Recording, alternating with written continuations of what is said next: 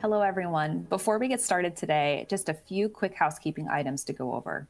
Please note this discussion is for informational purposes only, and you should consult a professional advisor for specific medical, legal, financial, or other advice.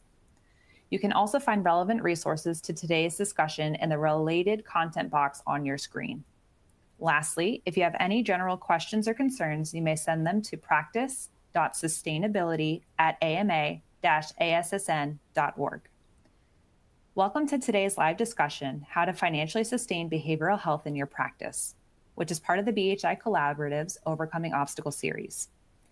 Financial sustainability continues to be a pervasive concern for many healthcare organizations, particularly as it relates to adequate reimbursement, particularly when considering upfront startup costs such as staffing and IT infrastructure, along with complex and burdensome billing requirements.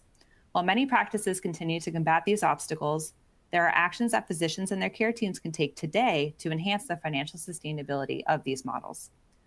Moderating today's session, we have Dr. Anna Radcliffe, co-director of the University of Washington Ames Center.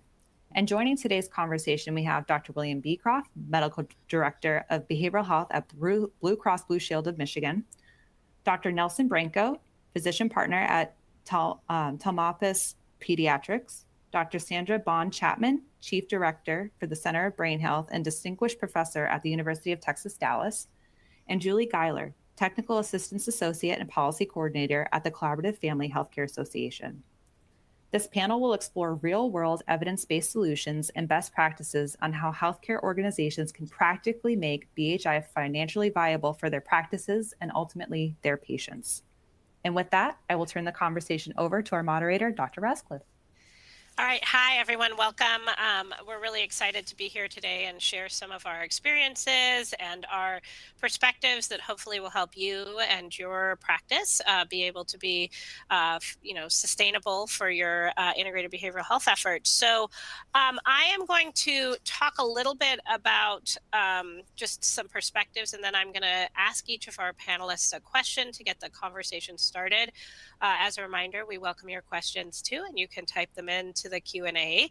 I think one of the things that as we enter into talking about financial sustainability, it's important to acknowledge that there is going to be also a lot of important considerations related to the workforce that's involved in your behavioral health efforts. And of course, how we balance financial sustainability with high quality care and monitoring that quality is a really important part of long-term sustainability for your practice. So with that, I'm going to start the conversation off, and I'd like to start with a question for Julie. So starting with the financial side of things, what key items should physicians be looking for when integrating behavioral health into their practice in a sustainable way? Are there key resources that physicians and their care teams should lean into to ensure reimbursement services rendered, for example, particular codes? Yes, thank you. So when I think about behavioral health integration, one of the first things that I think about is really getting key buy-in from your systems. You need IT, you need billing, you need your providers because they provide the referrals, and then your behavioral health providers who may not be trained in any of these models. So looking for an evidence-based model, knowing what problem that you're trying to solve. That will help you determine which model you use, what your outcomes are, and then that making sure that everyone in your system is on board, knowing what your goals and your outcomes are. Neither of these models are really psychotherapy in the sense that most of us think about therapy. And then when you think about defining what reimbursement is, think about not only the billing codes, because each model has particular billing codes that they use, but also think about other payment streams that you have that'll help support behavioral health integration. And then when you're looking at the models, we generally talk about the collaborative care model or the primary care behavioral health model. Those are two very different models that solve very different problems. And COCM has codes that are used. Those are billed through the primary care physician. The psychiatrist and behavioral health care manager are billed incident to. whereas the primary care behavioral health model, they traditionally use psychotherapy codes, health and behavior codes, and then the general BHI codes. So really starting at the codes and working backwards is really the opposite way you need to think about it. You need to get your buy-in, determine what problem you're trying to solve, and that will lead you to the best model and the codes that you would use to build that. Thank you. I think it's such an important consideration to be really clear on your goals, because as I really appreciate you highlighting different approaches will have different potential targets or solutions that they offer, and so making sure that everyone is really on board with what are the priorities for the organization, and then really building a model and then a financial sustainment plan to support that is such an important way to get started, I think, as you think about financial sustainability. And it means, I think, then that you're really having to think about that from the very beginning of as you're building this care, which I just want to highlight, some of that perspective. So thank you so much. I'm going to move next to Dr. Bronco. And in your experience as a managing partner, how did your practice financially evaluate the success of your practice? Did you look beyond code reimbursement? What other factors should people be looking at with regard to return on investment? Yeah, thank you. Thanks for the question. I just want to start by commenting on Julie's comments about setting the goals, which is to say that your goals may change, and that's something that we saw in our practice and our behavioral health integration. We started with one model and ramped up from there, and that ties into the financial success, because you don't need to do everything all at once. You can have some small success and build on that, like referral coordination and maybe some case management, and then eventually providing, we provide primary care behavioral health. I think that the challenge for many of us is when we're evaluating the financial viability, we have sort of an overhead versus revenue evaluation, and that can be very difficult because in a typical primary care practice or pediatric practice, in my case, we know how much overhead we can attribute to our medical, but we don't have a good sense of incremental overhead. How much more do we need to spend to bring in the child psychiatrists and the therapists? And so we can't use the same number, the same percentages. And so that is a challenge, but in general, there's less overhead required, vaccines and lab tests and as many support staff.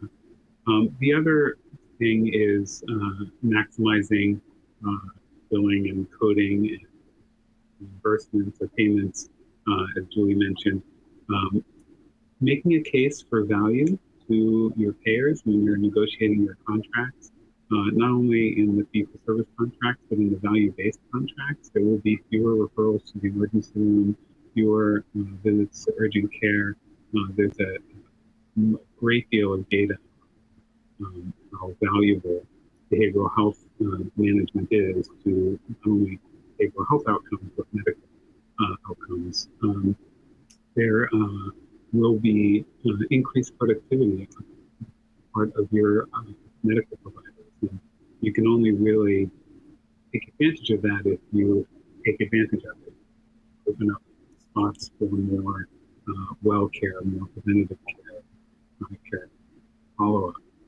And so I always encourage practices to take a good look. Other templates are set up. If you're not spending time talking to the depressed teen, if you have the availability to do a handoff, get in many cases better care with one of your behavioral health colleagues, then you can move on knowing that that patient is being taken care of and do another checkup and keep that child up to date on their immunizations. Pediatrics. And then the other side of that is I am more efficient, and my longevity as a clinician was enhanced by the fact that I have resources I can offer my patients, not only a visit with my behavioral health colleagues, but books and websites and other resources that they've provided for me. So The value of integrated behavioral health goes beyond the financial, but when you're looking at the financial, the bottom line is you have to look at your ability as a primary care clinician to be more efficient, be more effective. And I will stop there. I could go on, but I think that's plenty to talk about for now. Thank you so much. I mean, I think I really appreciate some of the things that you're talking about, because I think they are the things that go beyond the dollar and cents, right? What are those other values that you're really hoping to accomplish?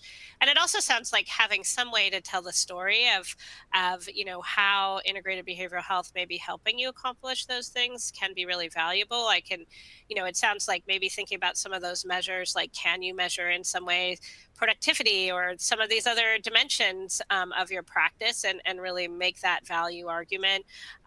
I also will just speak from personal experience that I think some of the patient stories are another really complementary way to be able to tell that story of the value, and that can be really helpful, I think, as you are advocating with your payers and other even engaging your practice and making and strengthening that commitment to integrated behavioral health. So really appreciate those perspectives. I'm going to transition to Dr. Beecroft. He is joining us by audio.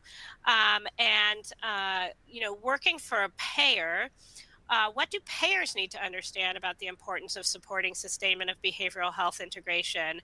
Why should they partner with physicians to integrate behavioral health? And I think a lot of the people who are practices on here, sort of how do we make a compelling argument to payers about this work? So I'd love to hear your thoughts about that.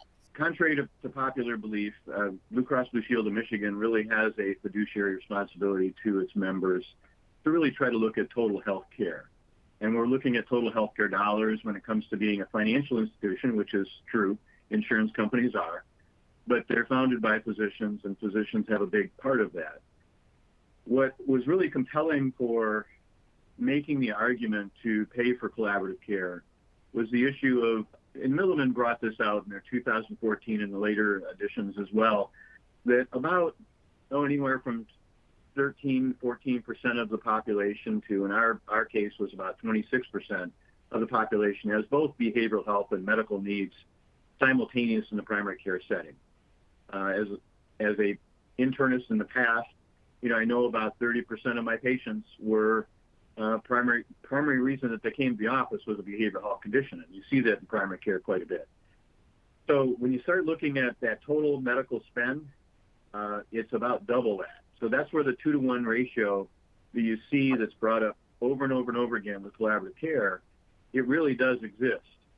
We just started a preliminary analysis of our 4 years experience in this, and we're starting to see that signal actually coming true, that we're starting to see a separation of the people that are in collaborative care actually having a lower total medical spend than the people that aren't in collaborative care with age-matched and disease-matched criteria. We'll get into more of that, as we get deeper into this and get into all those details. But that, I think, was really the key point to be able to make the decision of helping them to recognize that people, if you don't address the behavioral health needs of individuals with diabetes, with heart disease, with COPD, you're never going to get those medical illnesses under control. And very frankly, that's 95% of the spend. Behavioral health conditions only are about 5-10% of the spend when you look at it, an overall spend. So it's like the tail wagging the dog here. If you don't take care of the behavioral health, you're not going to get the ER visits down, the ICU visits down, the hospitalizations, the disability, all of those kinds of things. So that's the financial argument. And the fiduciary argument is you're really doing good things for your members. There's other things that play into that. We have in our system a lot of our first adopters were practices that were capitated. And we have a very strong risk value-based reimbursement program in our primary care and surgical space. So they're responsible for that overall medical spend. And they recognize very quickly that this is the way to be able to actually get more money in their pocket to be able to take care of a defined population. And that has also been extremely helpful to be able to get us kind of moving in sync with our providers to be able to move forward with that.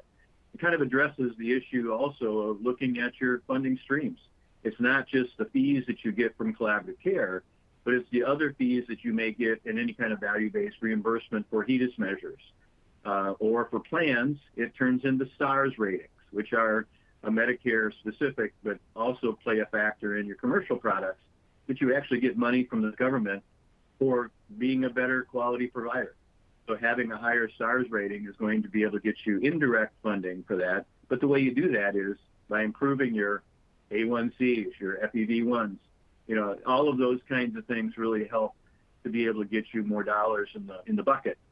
So in this way, it really does add value not only to the primary care doctor in the trenches doing the work, but for the plans themselves to be able to see that healthcare delivery. And we know that increasing outpatient services decreases your inpatient utilization, which is where the money is. So if you get that decreased to a lower level or to a normal level of utilization, that also is going to be able to help the plans recognize that this is in their best interest to do. It's in their members' best interest. It's in the primary care doctor's best interest, because I'll get going on my burnout issues as well. But it decreases burnout for the practitioners and for the psychiatrists as well. So with that, I'll stop. I could go on all day about this stuff as well. Yeah, I appreciate a couple of things that I want to highlight. I mean, I think one of the things I heard is it's important to have kind of a longer view, right? That some of these things that we're imagining we're going to, that we anticipate being able to see as terms of benefits to the patients may take a little time to show up on that dollars and cents page, right? And so I really appreciate that reminder, because I think that's something that's often a really important part of that conversation with people who you're advocating to, is that don't expect 3 months turnaround, right? Like, this is going to take a little bit longer to start to see some of those benefits, but they will be real, and there are good data that support that making that investment will result in those better outcomes. So I so appreciate some of those comments, and I do think we should come back later to the piece about burnout and the importance of also providers really feeling like that they can take care of patients in the way that they feel like they need to, because I do think we haven't talked about this, but turnover of providers is very expensive, right? I think we all probably appreciate that on this conference, and I think it is really important to think about how do we help people also be able to provide the care that they feel like their patients need to not experience that moral distress that can lead to burnout. So thank you for highlighting that, and maybe something we can come back to in our broader conversation. Great. So I'm going to move to Dr. Chapman. While many folks may present in a physician's office with a mental or behavioral health condition, tell us how you see brain health being integrated into behavioral health care. Maybe start with how you define brain health and its relationship with mental health disorders, and what would the value add for brain health assessments and actions for patients and physicians really, how does that fit into this conversation? Yeah, thanks so much. When I was first asked to be on this, I thought, why am I on this? Because I have a very different career path. For the last 30 years, I have been focused as a neuroscientist, understanding what is brain health and trying to move the conversation for us not to wait till something happens before we start treating people proactively. Unlike heart health, brain health's been largely neglected, and it's only when something goes wrong that we do it. So in the last 3 decades, showing that if we find ways for people to thrive, whatever they're dealing with, then a lot can change. And I wonder if we pose the question in a different way of how can my practice bottom line increase if my patients were able to find ways to flourish? And sort of this came out of, I've worked a lot with military and looking at how we define brain health. I'm going to get back to that in a minute. But it surprised me when we began not to label them so much, but really to empower them and do self-agency. We showed not only that their brain health got better holistically, but their depression and stress got better. And also working with patients with bipolar, no one had really ever taken the approach of looking, can you make their ability to take small steps cognitively to build their cognitive health, as well as their connectedness. And we showed, the psychiatrist that we worked with said, I've never seen gains in my patient when someone began to give them proactive steps beyond what they were dealing with. So back to your first question, how do we define brain health? So we really use it working off of the World Health Organization that says brain health is the continual promotion of optimal brain development, cognitive health, psychological well-being, and we added connectedness to people and to purpose. And the reason this definition is so important is it takes into account the neuroplasticity that we know exists even when we're dealing with mental health disorders. So brain health is a higher category of health, and what we've been able to show that really our health is driven by that. And I think behavioral health integration specialists are really kind of primed to take this whole mantra of what can be done to help our patients flourish. And I want to just share real quickly 3 breakthroughs that we'd love to partner with some of you with. One is that we have developed a holistic measure of brain health that looks not only at your mental health, your cognitive clarity, possibility thinking, but also connectedness to people and to purpose. And as those get better, when someone has a little depression, if they start to work on maybe their possibility thinking, we see that they're able to flourish in their context. The second big breakthrough that we've shown is that as we track people over time and they begin to really take steps that are self-agency, that can really take the total health care, they make better health choices. They are much more proactive about the things that they do, that we've shown 75% of the people, regardless of what they're dealing with, continue to improve. And the third big breakthrough is that we're showing neural changes, neural markers of a brain getting better, whether someone's dealing with post-traumatic stress disorder, depression, to show that the brain, regardless of where you are. So what I want to say is that brain health, and it's kind of a new category of health, but working with experts like you in the behavioral health integration can see sort of this holistic perspective. And we'd love to partner with you all in different ways to show what could happen as a result of putting brain health complementary into what you're already doing as you're dealing with different issues. So when you talk about high quality care, holistic care, and helping the patients to be part of the solutions, that's where brain health comes in. Great. Thank you so much. I mean, I think that that's such a important concept that, being in primary medical settings, there is such an opportunity to move upstream and really be addressing behavioral health, brain health as part of overall health.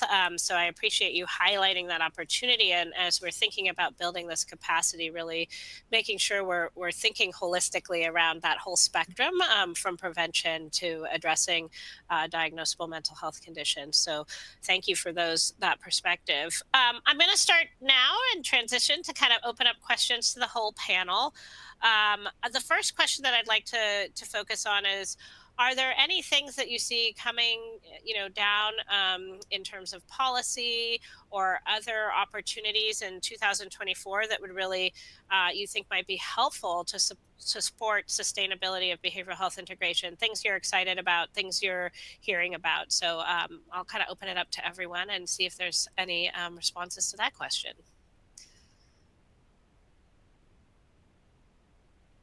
I can share that beginning in 2024, that being able to hire licensed professional counselors as well as marriage and family therapists will expand the workforce who is able to bill for behavioral health services and provide these services in primary care. So that's pretty exciting. It's been a very long journey to consider those 2 disciplines as well, but that should allow practices to hire more individuals to provide the services that they need. Yeah, so that change with Medicare is a big deal. It's a big deal that we're opening up to a broader range of professionals that have pretty equivalent training, or comparable training to be able to bill for similar services in our settings. So that is a very exciting thing. And I think that that's helpful for a range of billing strategies. So I really appreciate you sharing that perspective. Anything else anyone wants to add around this question? Okay. Let me add something that I think is interesting. I think, and you kind of pointed it out earlier, is getting individuals to think about things way before they become clinically significant. I think the military preventing suicidality is going to be way before someone gets suicidal. So that's why I think this promotion of removing the stigma to empower people to get help sooner and to see actions is making a big difference. That we hadn't really realized that people just tend to wait too long in our patients. And if we could tell them, an ounce of prevention is worth a pound of cure, that we can really help them more. And I think that changes in our society is also in the workplace for people to be much more preemptive and preventive to make a difference sooner. Yeah, so maybe some opportunities to think about how can we move upstream. Dr. Beecroft, I see you coming back on. Did you want to add in? Yeah, just the issue of doing universal screening in your whole population is going to be very helpful too. At some frequency in collaborative care, it's done all the time, but in other BHI mechanisms, that's one thing that sometimes is forgotten about. But being able to do screening of the PHQ-9s or the GAD-7s or whatever other tool you want to be able to use in your practice to be able to pick up those cases that go into the radar otherwise. So being able to do that, I think, is really important. Yeah, some of that preventative work that is recommended now because there's good evidence that it's going to yield better outcomes for patients. So appreciate that. One thing that I'm excited about is that there are some efforts. For example, the American Psychiatric Association has put a bill forth to try to increase the reimbursement for practices that are just getting started with the collaborative care model, for example, and that is actually a really important strategy because I think we haven't talked about this a lot, but there are some upfront costs, and I think Dr.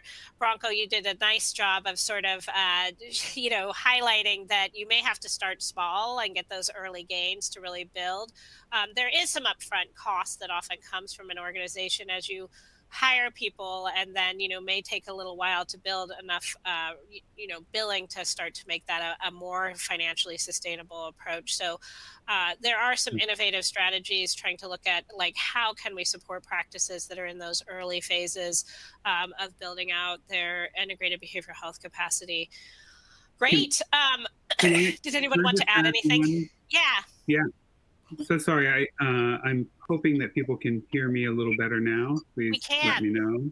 Great. Yes, it sounds great. So just to add a couple of comments, you brought up the issue of startup costs, and that is a huge issue. And there are lots of places that are leveraging grants and other funding for startup costs until the behavioral health program is sustainable. I know that for FQHCs, that's a very popular way of starting a behavioral health integration program.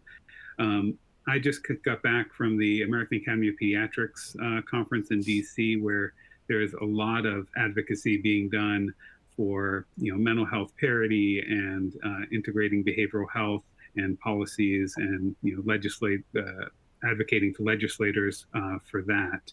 And then I just want to touch on the credentialing issue. I don't want to forget to mention that credentialing can be a roadblock to billing. And so as soon as you have identified someone that you're hiring, to start the credentialing ASAP, because that can take some time and you'll be limited in your ability to bill until they are fully credentialed. So just a reminder to do that. Yeah, I appreciate that. Very practical advice, right? We're talking a little bit about building capacity and some of the challenges that can come up. I also have seen payers make investments either in supporting training and technical assistance to build implementation. I think, in fact, Dr. Beecroft, you guys have offered quite a bit of that in Michigan. And, also sometimes, going to payers and really partnering with them to help cover some of those costs is another strategy that I've seen some practices have success with. Dr. Beecroft, did you want to add in a little bit more? Yeah, that's what I was going to talk about, is the issue of what we've done. And it is a fair and a steep climb to be able to get the practice closed, everybody trained up on the same kind of thing. We partnered with a couple different groups to be able to do our educational programming and analysis of the practices before they even started the education part. We paid for them to close the practice for 2 days to be able to get the training.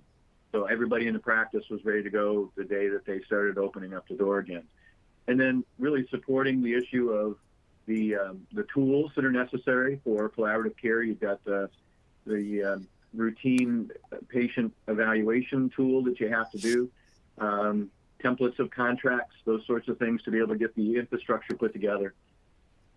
We were fortunate in the sense of having practice transformation funds from this VBR pool that we've had, value-based reimbursement pool. But we also trained up practices that just don't take care of Blue Cross patients. They take care of all the other insurers and Medicaid patients in Michigan as well. So it, I think, was really a good way to kind of pay back to the community what they've been giving us. And we've had like 1,300 providers that we've trained up, 230 practices now that are doing this, and pediatrics and OB-GYN and primary care. So it is a big step. And the government actually coming along with paying for some of these things, that is remarkable. We've been advocating for that for a while, and it now has come to fruition. So that's where you can tap into some monies doing this to be able to get started up. Yeah. So it's great. I appreciate everybody covering a little bit about startup costs, because I do think that that's a big consideration for people building out this capacity or trying to grow it, right? A lot of times we may start small, but we want to grow that opportunity.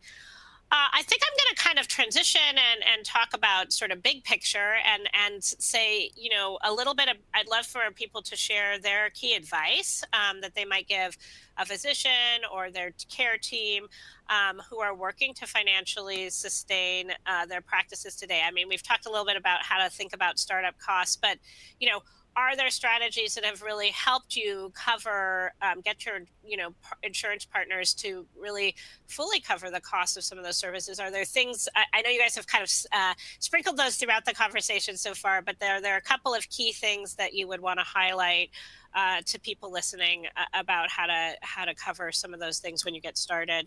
I toss that to the whole panel, so anyone can jump in. Yeah, Dr. Bronco. Yeah, I'll start with that, which is, again, coming back to there were a lot of questions in the pre-event questionnaire about value-based care and how to integrate this into value-based care or capitated models. And Dr. Beechcroft, I think, talked a little bit about capitation and the insurers.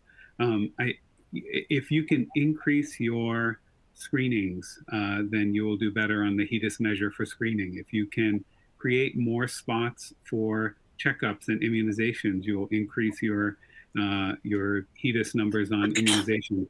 I'm speaking, of course, as a pediatrician, so I'm going to use those examples. And so you can get more pay for performance dollars or pay for quality dollars, or however we're categorizing those. The other is when you sit down with insurers to renegotiate contracts, and this is something that I think most practices do infrequently, but it's important to point out all of the things that you're doing to keep that particular payer's patients out of the emergency room, whether that's by providing excellent asthma care or providing behavioral health integration. All of the things you're doing to save them on psychiatry referrals because you've increased your capacity to care for patients with these behavioral health issues. And we haven't touched on that very much, but another big benefit of integrated behavioral health is to increase our own knowledge and ability to take care of these kids and adults and not refer as often. So I'll stop there, but just a few ideas about how to make that happen. Yeah, it sounds like really thinking about strategizing where is going to be the highest value place to start, right? Really trying to pick a couple of those areas as a way to get started. So I appreciate that. Other panelists' thoughts on sort of how do we help people, in this early, maybe giving some advice to our group, our audience listening today, things that you'd want to make sure they took away from this conversation. So I can add that one thing that's really important is to have some fidelity to the model that you're choosing and to measure those outcomes. People tend to, not a lot of behavioral health providers are trained in these models in school. So when they come out, the team has to develop their own processes, but without measuring those, making sure that they're not slipping into 1-hour therapy, psychotherapy sessions with a behavioral health PCBH model. So again, looking at the outcomes of what they're doing and following those process, maybe do some PDSAs to make sure that you're going to get the outcomes that you're hoping to get. Yeah, so another really important piece of advice, picking some measures. Processes of care may be very important, especially early in practice when you may not have enough patients to start looking at like outcomes and things like that. I think that can be really valuable to focus on that. Think about those measures ahead of time a little bit, because I do also think about, building the capacity to measure things as you're building the capacity to deliver care could really help you be able to engage in that monitoring process and be able to really tell that story, right? I mean, those things can be helpful too as you try to tell that story to payers around what you're able to accomplish. So appreciate that. Okay, well, I want to make sure we get a chance to address some of the questions that are coming in through the Q&A and some of the questions that were submitted ahead of time. We've had some opportunity to address some of those, but I'm going to transition and try to kind of organize that a little bit. I really like this question that came in, and I think it's the one that many of us think about, and it sort of speaks a little to what you were just mentioning, Julie, that, most people are not trained in these models, may not have seen these models in training because they're still being built, I think, in a lot of places where our workforce is being trained. So, I would love to have people talk about things that have been helpful to to engage and gain commitment from both primary care in practices, getting that buy-in from primary care providers. And I would also add in, although it's not in the question, but I think it's really important, also behavioral health providers to work in really new and different ways, to make that transition from longer term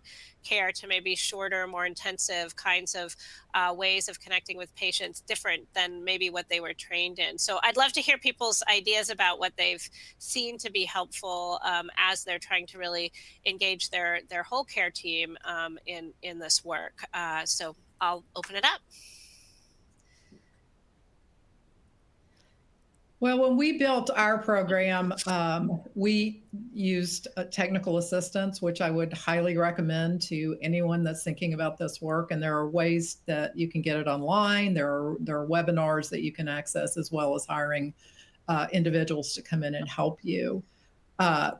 But being able to taking that time to build up your whole team and to train them and to help individuals talk to patients in ways they may not have been able to talk to them before, describing your behavioral health services as part of your team, so that you're not referring them out to someone, that it's really part of the services that you provide in your practice. So kind of changing the culture and the language is really important to be able to get everyone on the same page and to present something to the patient that makes sense to them as well. Great. Yeah. And I mentioned earlier that we had started small and built our practice. And again, speaking as a pediatrician, what was very helpful was to look around at local schools and school counselors who are looking for a change. The school counselors for us have been, we've hired 3 now, and they come from that background of working as part of a team. They're used to collaborating across disciplines, and so looking at, and in the adult world, there's got to be some corollary, something like that. We started with a school counselor who was able to do referral management for us and help us with meeting with patients. And this is a code that is not billed incident to; it's billed under the provider, the clinician. That they were able to curate referrals and help parents to navigate the many options for getting behavioral health care. And then we built on that and had someone who was integrated into our practice and providing some psychotherapy. And as I mentioned, we have kind of built the program from the ground up and added a little bit as we needed more, and it's allowed us to do more. And then again, to echo, we talk about the behavioral health providers as clinicians in our office. They are part of our team. They're on our website, just like the physicians and the nurse practitioners. And at our morning huddle, we announce which behavioral health providers are in the office that day and where they are, so that they can be consulted and we can do warm handoffs and make sure that our patients see them as part of our practice. And that's really helped us quite a bit. That's great. So I hear a couple of themes there. I think one is sort of engaging people, especially if you're making new hires, that are open and kind of excited about working in a different way. I would say some of the adult corollaries that I've heard around that are people who've worked in emergency departments. I think there's a lot of parallels between sort of the intensity and energy that you might have. And then I think good training and technical assistance. I really appreciate Julie weighing in on that. And then I would add the other thing, around especially primary care provider buy-in, that one of the things that I've seen is that really making sure you get their input on what are the things that they are feeling like they need support on, and making sure that there's some way that this program is helping them address those needs. And I think that takes some conversations. So I think, I think that that's been a theme throughout what people have shared today, is that having some conversations and making sure that there is that buy-in may take some time, but it's really valuable as you move forward and try to build out and do some of the hard work of practice change, right? I mean, most of this work is working in new and different ways than maybe we were trained in. Dr. Beecroft, I saw you come back on. I wanted to see if you had some additional thoughts. Yeah, what really has been our experience has been that you really have to have the medical leads all on the same page, that all the practitioners that are running the practice have a belief that moving in this direction is in their best interest, not only personally, but in the practice's best interest and their members' best interest, the patient's best interest. And if you have one doc or one nurse practitioner that is a naysayer, it will destroy the rest of the team moving forward. The other thing is that most medical practitioners don't get trained in team medicine. As a psychiatrist, we do that all the time, and psychotherapists do that all the time. Psychologists do that all the time in our training. So we're kind of used to that. But it's only people that are dealing with, say, nephrologists in a dialysis center or oncologists or chronic pain clinics that do team medicine. The rest of it is pretty solitary. So it's a different way of doing practice. But on the other hand, if you worked in teams, it really starts looking at using multiple eyes to get a lot of gathered information, multiple brains thinking about solutions to problems, and people that can do specialty work that are specialists in, like case management, and do that very, very well. So those are things that probably a primary care doc doesn't need to be figuring out how to get gas money for getting this person to the pharmacy to get the prescription for Abilify that they just wrote for them. That kind of stuff. The doctor wants to do that, but they don't have the time. They don't have the skill sets to do that. So that's where working in a team, you have everybody working at the top of their skill set, and people feel really much better at the end of the day that they got a lot of work done. So those are the kinds of things to really get that team going in the first place. And it takes a team to be able to figure that out and move forward. Great. Thank you for those additional thoughts. All right. Well, I see some really like specific questions in our Q&A. So maybe I'll run through those pretty quickly, and whoever feels like they have a good answer can jump in. And I also will just highlight that there are a lot of resources that have been curated, which have a lot of, I think, some of these specific nitty-gritty details in them. So reminder to anyone participating on the call today to look at those resources. There's a question, and I think, Julie, maybe I'll direct this one to you. Will LACs be able to bill in primary care in 2024, or will the additional licenses only be LPCs and LMFTs? So I had to look up LACs. My understanding that's an unlicensed counselor or someone in training, if that's the question I'm answering. In the primary care behavioral health model, those individuals typically have to be independently licensed, and that is because that's what the payers want. On the COCM model, typically those individuals serving as care managers do not have to have a license. They must be trained, but they don't have to have a license. So again, it depends on your model and what that individual is actually doing in the practice and your state. Each state is different. So. Yeah, and I'm gonna thank you for that. I don't know if anybody else has any additions. All right. I'm going to move to another one. When evaluating expenses, is the cost of a psychiatry time pay considered in the calculation of expense? And maybe I'll take this one on as somebody who does a lot of work around this. And then Julie, it'd be great if you have anything to add. In general, I think any of the team-based, any of the team members, their costs of the time that they're spending devoted to that resource should be included in what you think of as sort of some of the expenses. I think there are different models of how you attribute that time or compensate for that time. So I'll just highlight that, I've seen different models of that. I've seen primary care practices that hire that person and pay their salary and benefits as part of their work. I've seen people contract for a few hours of time or pay for part of the FTE of a person to be able to pay those costs. Because a lot of times, if you're doing more team-based approaches, that cost may not be for example, collaborative care. That psychiatric consultant is typically not seeing patients directly. I think most organizations do direct billing for any direct services that psychiatric providers provide. So just anybody else have anything they want to add to that? Okay, I think it brings up a really interesting question, though, about RVUs and a productivity-based environments, and how does that really work with some of the time that providers are often spending in integrated behavioral health really on team-based activities that may or may not have a way to capture, that contribution in our traditional sort of RVU-based models. So I'm curious if anyone would like to speak to that. I have a few thoughts on that as well. I don't know if Julia or Dr. Bronco, if you have thoughts about that.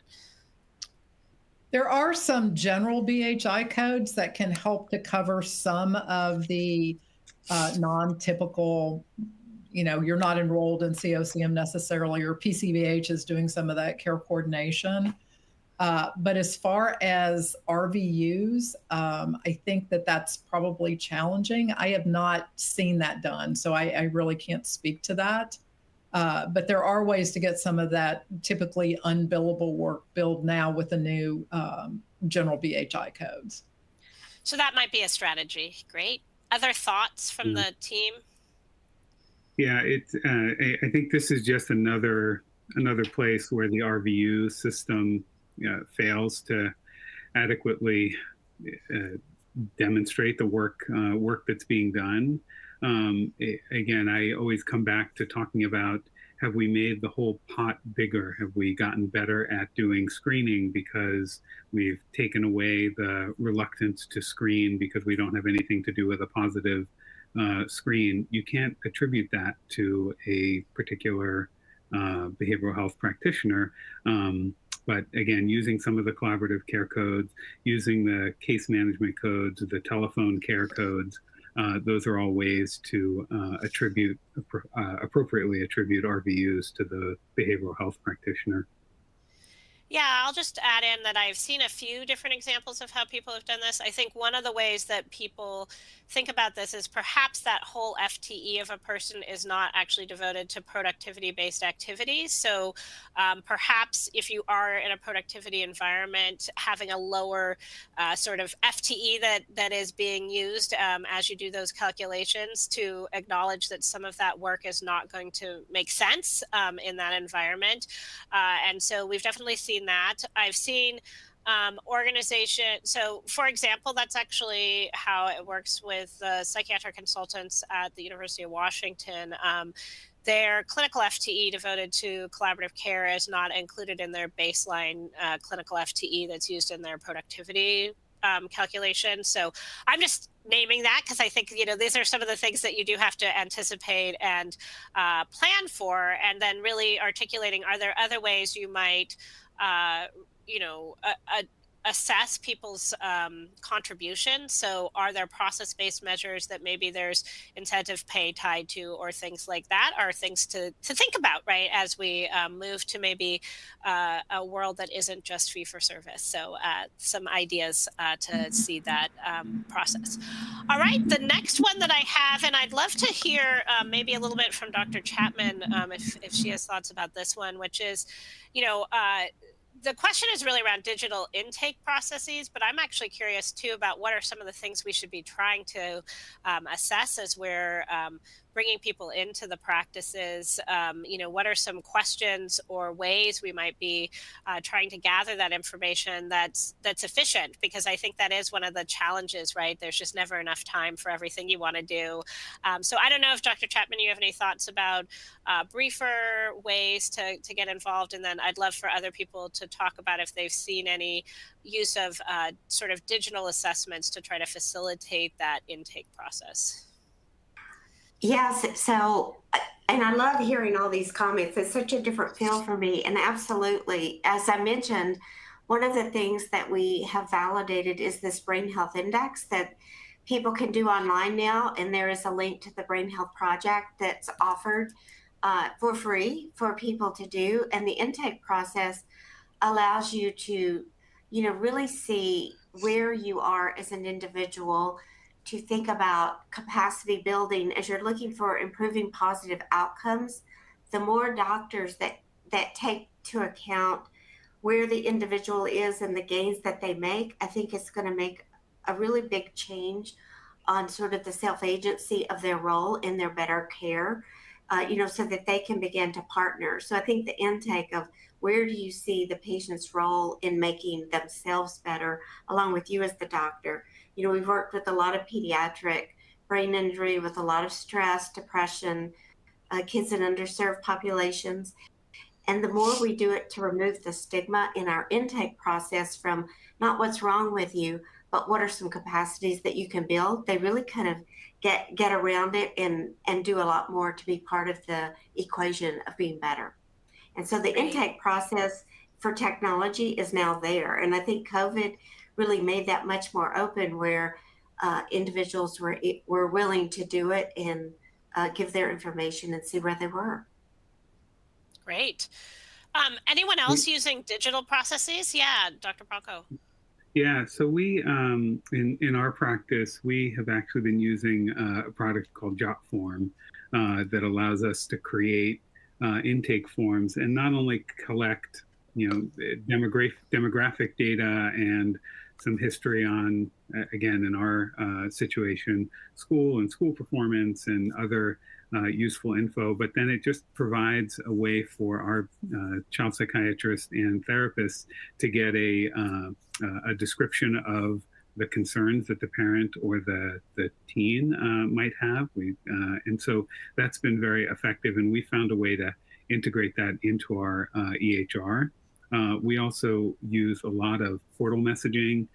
We do a lot of televisits and in order to connect with patients. And we've actually had to create a position in our organization, a behavioral health assistant, who helps manage all that and helps make sure that during that intake visit with our child psychiatrist or one of our therapists, they have all the information that's necessary.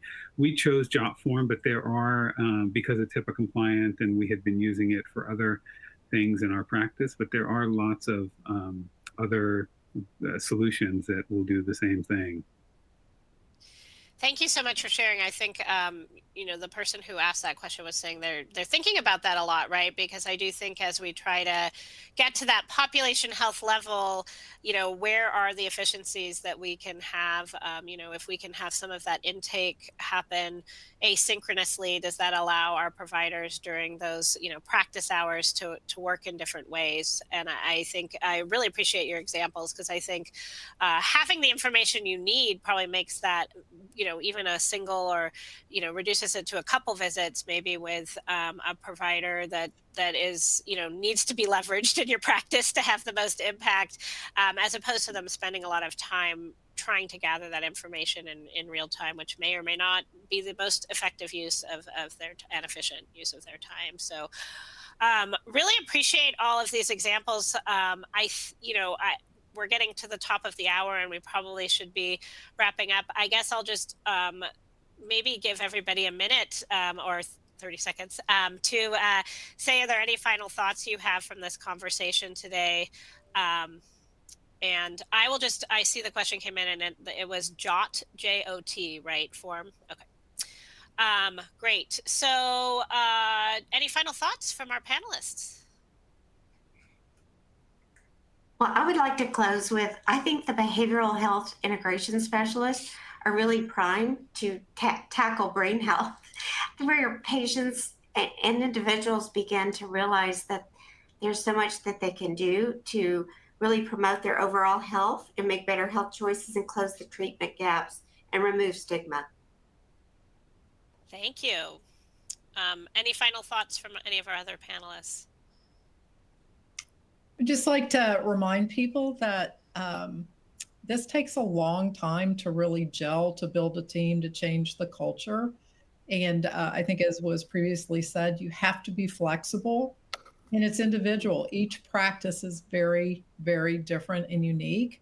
So you need to find what works for you, but try to stay with one of the major models out there as you're building.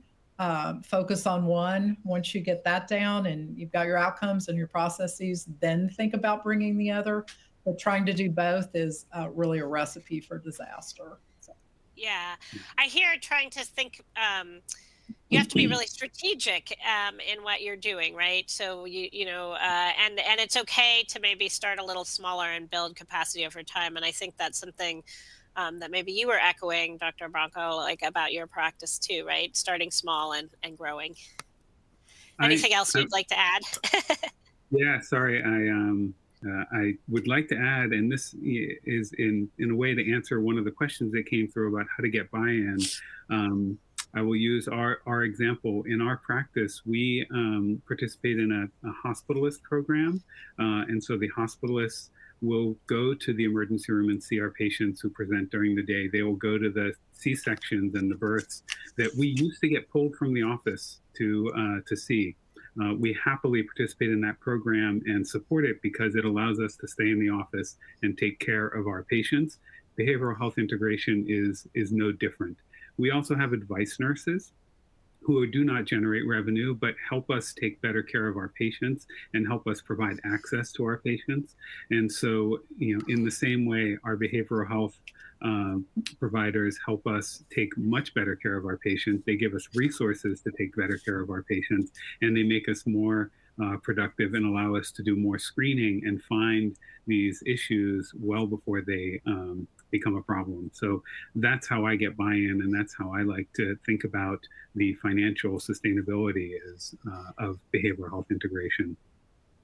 Yeah, really this idea that this is part of whole health. And of course, we might have to absorb some of those costs, just like that advice nurse or other things that we do in our practices to serve our patients well and really provide that holistic care. So I think behavioral health is no different. I think it's interesting that sometimes there is that hesitation to extend, payment for that, and in some systems without it being fully compensated. And I think maybe not, there's lots of types of care that aren't fully compensated and are still valuable and necessary to provide that holistic care. So really appreciate that. All right, well, with that, I'm going to hand it back to our host to close us out. And I just want to thank each of the panelists today for contributing and sharing your thoughts and helping the people who are participating really hopefully take away some pearls to get started or